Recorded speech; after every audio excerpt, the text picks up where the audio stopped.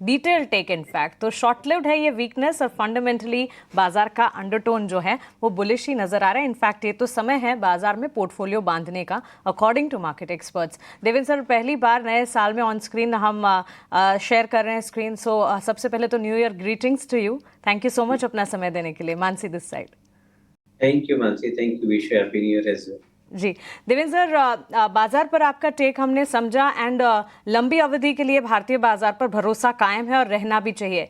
अब sector specific चाल की बात करते हैं और इन पर्टिकुलर आपका टेलीकॉम क्षेत्र को लेकर आउटलुक क्या है 2025 के लिए, क्योंकि बड़े प्लेयर हैं भारतीय एयरटेल जैसे मार्केट में, लेकिन न्यू एंट्रेंट्स के भी आने की संकेत इस वक्त हैं। कैसे देख रहे हैं पूरे सेक्टर की चाल एंड इसके अलावा भी 2025 के लिए सेक्टोरल आउटलुक क्या होगा? मानसी, ऐसा समझ के चलते हैं कि जो भारत के अंदर टेलीकॉम इंडस्ट्री है उसके अंदर एक तरफ जियो प्रीडोमिनेंटली लार्जेस्ट प्लेयर है। सालाना करीबन 1,20,000 करोड़ का एनुअलाइज रेवेन्यू है और 60,000 करोड़ का एनुअलाइज ईबिटा है।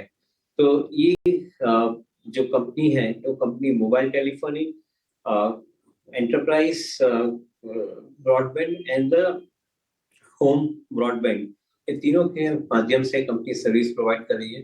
मैं ऐसा समझता हूँ कि उनके पास सबसे ज्यादा क्षमता है करीबन 20% के आसपास एवरेज ग्रोथ लाने की, ये बेस के ऊपर। तो हर 4 साल 4.5 साल के अंदर बेस डबल हो सकता है यहाँ से, ऐसी उनके पास क्षमता बनी हुई है बिजनेस के अंदर।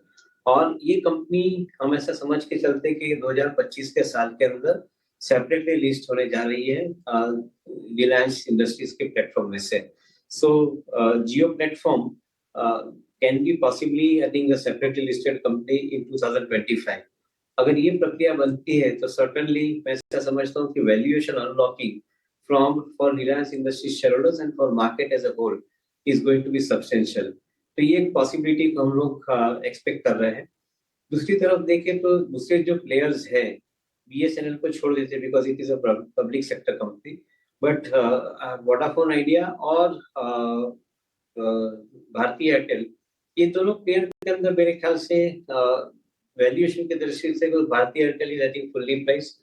Vodafone Idea is definitely trying to make their path clear.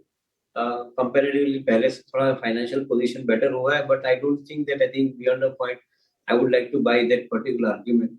अगर फोकस हम जियो प्लेटफॉर्म के ऊपर रखेंगे टेलीकॉम स्पेस के अंदर, ऐसा हमारा मानना है इन 2025।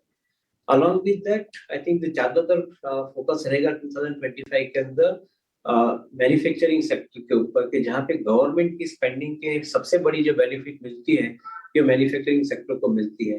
क्योंकि डिफेंस देखे, रेलवे देखे, या पीएलआई के माध्यम से जो भी नए कारोबार गवर्नमेंट सपोर्ट कर रही है उनके अंदर मैन्युफैक्चरिंग का समावेश काफी हद तक हम अगले 5 या 10 साल तक प्रोग्रेसिवली बढ़ता देख रहे हैं। तो I think that is one segment which will continue to like. उसके अंदर शायद कोई अच्छी कंपनी वैल्यूएशन के साथ में मिलती है तो definitely it is an opportunity in current market तो बाय करने के लिए।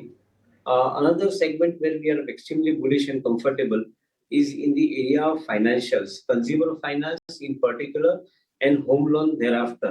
उसके अंदर हमें ज्यादातर विश्वास है कि कंट्री के अंदर जो हिसाब से डिस्पोजेबल इनकम बढ़ते जा रही है और ब्याज के दर जो कम होने की संभावना हम कैलकुलेट करके चल रहे हैं, इन दोनों माध्यम से अगले 4 या 6 क्वार्टर के अंदर financial companies, particular consumer finance and home finance kind of companies will definitely have relatively better picture going forward.